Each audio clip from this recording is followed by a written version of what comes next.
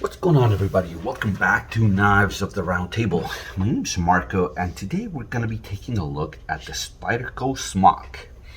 Now, in all fairness, this is not a stock Smock.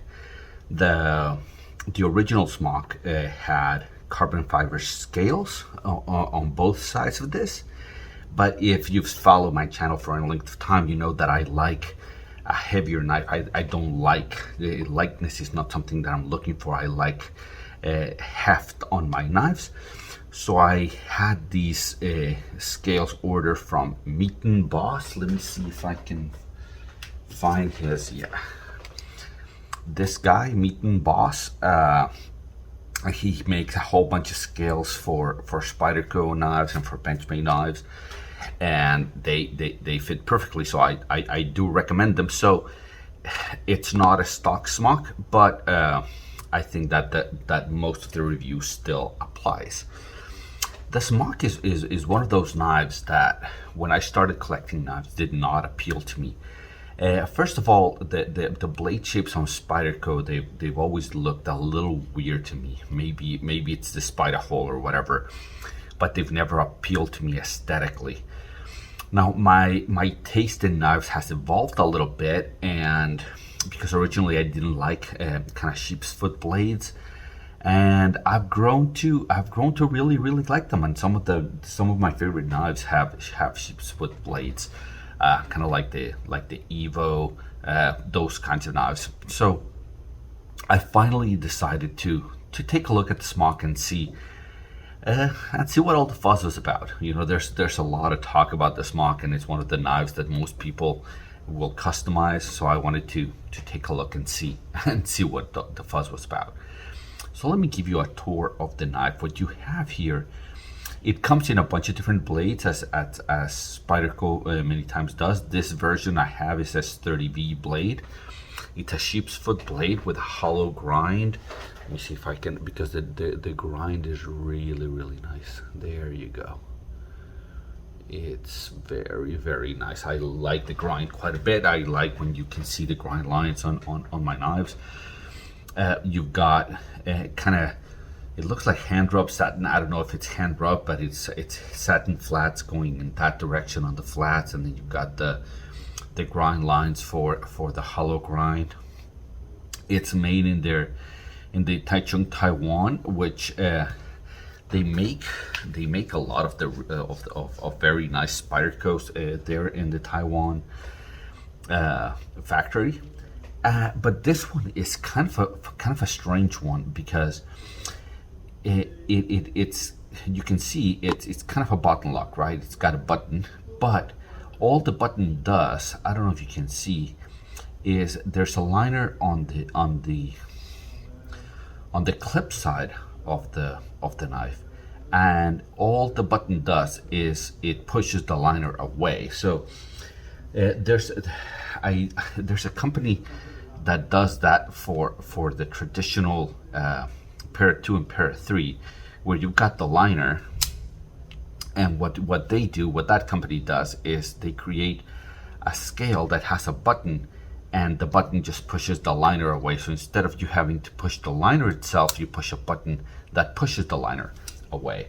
So that's kind of what it does. That's what the Smock does by default, and I hope that catches on, because it's a really nice system to kind of for the liner to be disengaged is really comfortable. It's also different in the fact that this one's running on bearings. I've had it for about a week, a little more maybe. But it's running on bearings. It's still not broken in, so it's still not as smooth as some of my other Spydercos. But a lot of the Spydercos that I have, a lot of the pair 2, pair 3s, the Manics, all of those, they're running on phosphorus washers. This one is running on bearings. But this one has an additional little quirk, I guess, in that it has a secondary detent. And what I've learned is that, you know, if you guys have your traditional, you know, pair 3 or pair 2, I'm sorry, and I disengage the lock bar, right? it falls, it drops shut, right? And that is against the law in some states, right? The states that have gravity laws where if you disengage it, the blade drops, that's illegal. That's not the case with the Smock because it has a secondary detent. When you disengage the lock bar, it does not drop because there's a secondary detent. There's a tiny little spring with a ball, and what I'm going to do is I'm going to show a picture of it here, so hopefully you're watching it on screen. And what you can see there is that it's a tiny little spring with a tiny little ball, and that lives inside of the scale right around this area right here. So that little spring just lives in there, and it creates a secondary detent. I'm not sure if you can remove it. I didn't try to do that, but it does add to the friction of the knife. So this one, it doesn't drop when you disengage it. You kind of have to flip it back down. Okay, so for the most part, it folds down to a fairly compact size. And let me give you some blade measurements here.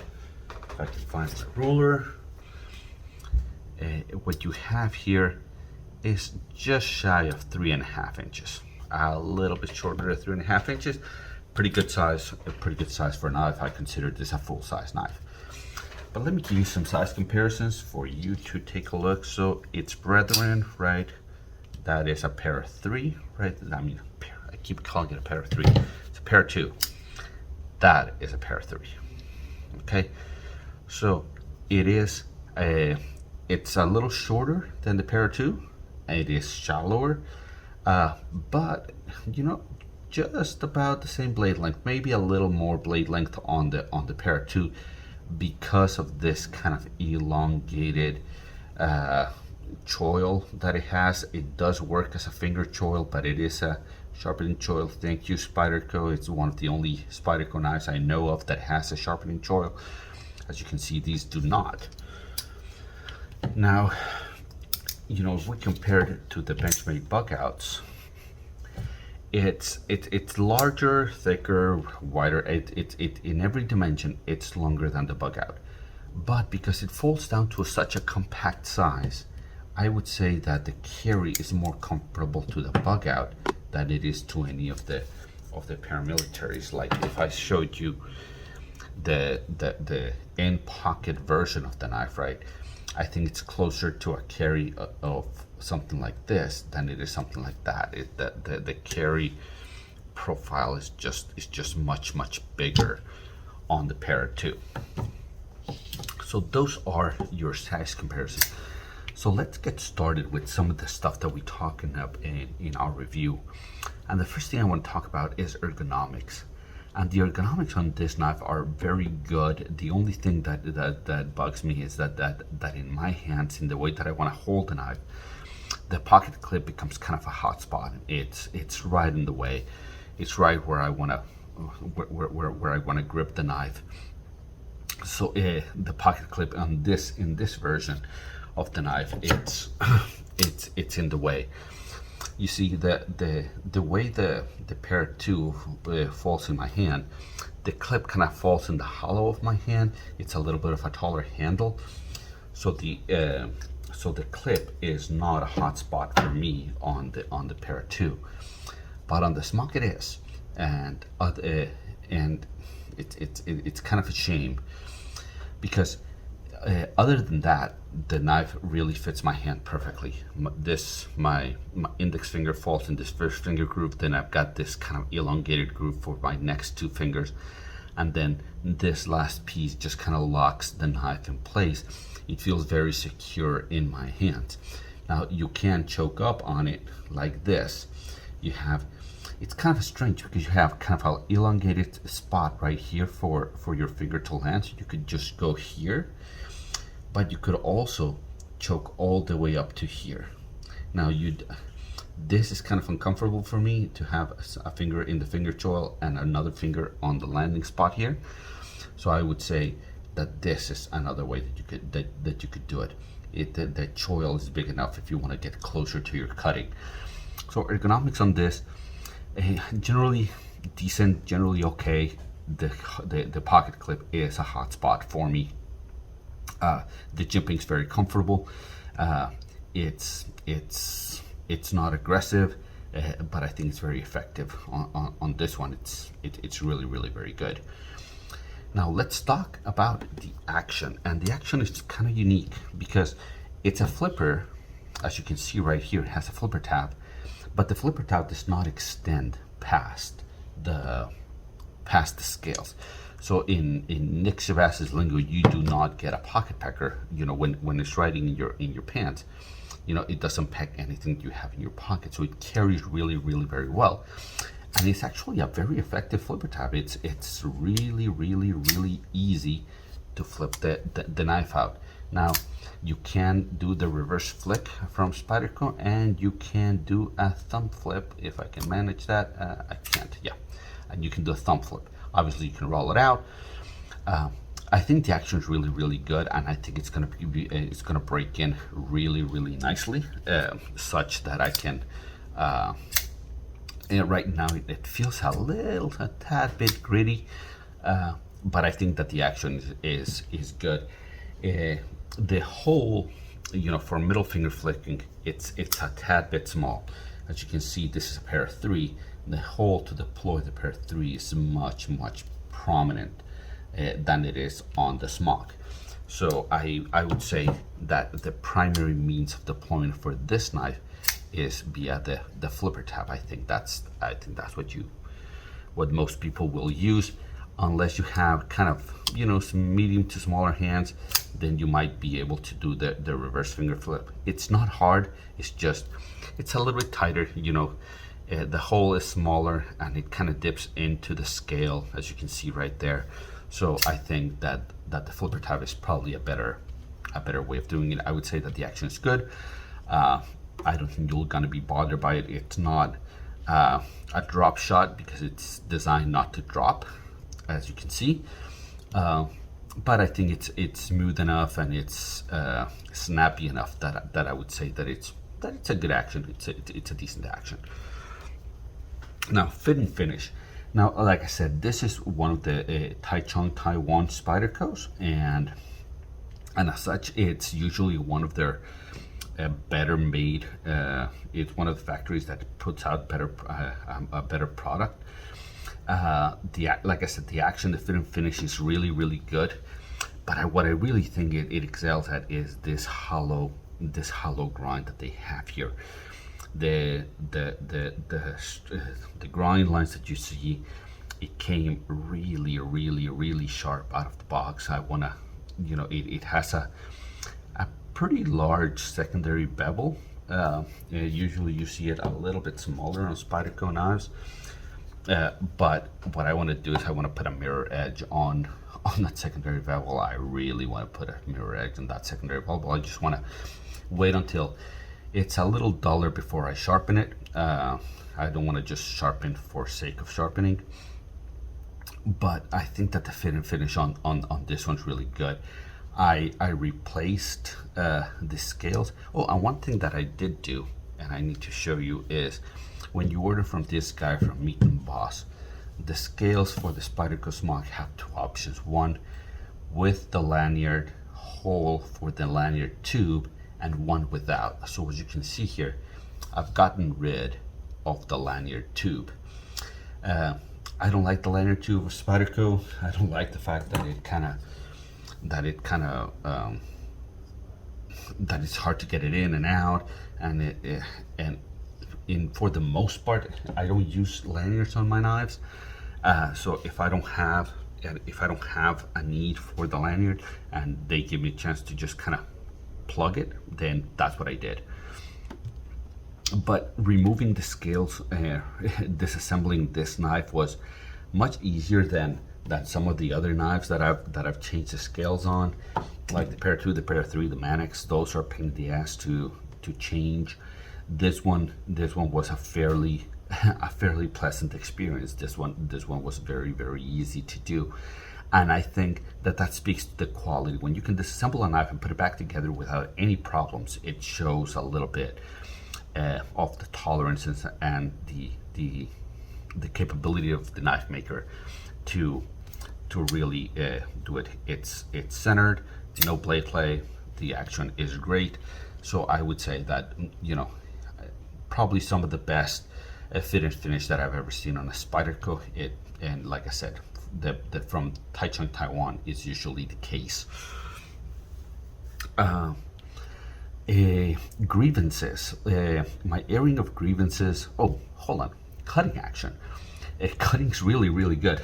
You know, I almost forgot what a knife was supposed to do. Cutting action. It's a really nice cutter, especially for shallower cuts and for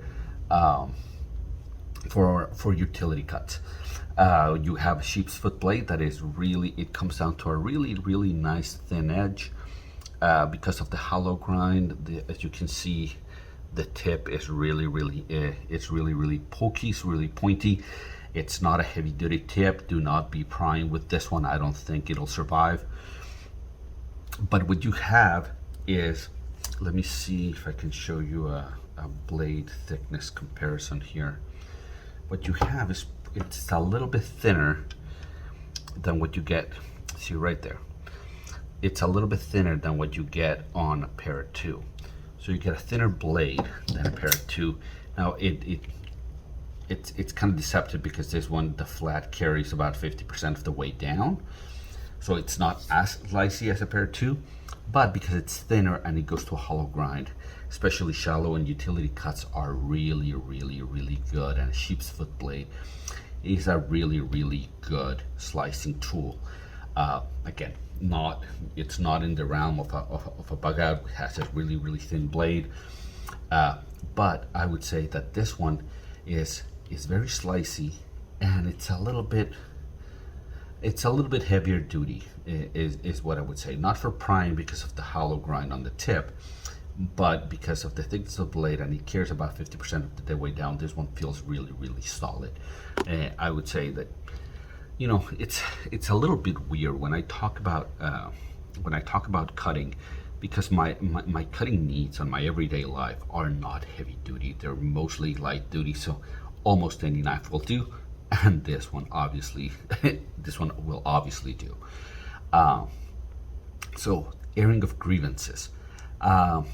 Again, I would say that the pocket clip is a little bit of a hot spot. I don't know what I would do to change that, because there's not a lot of other places you could do that.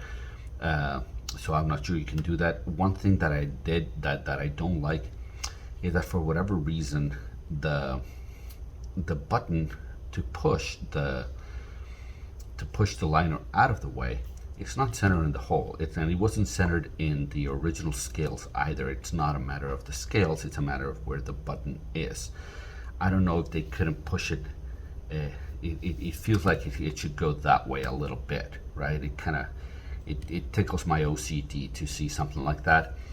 But other than that, I don't have a lot of grievances. I have a little bit of one. The flipper type is very effective, but I have slipped off of it because there's no jimping.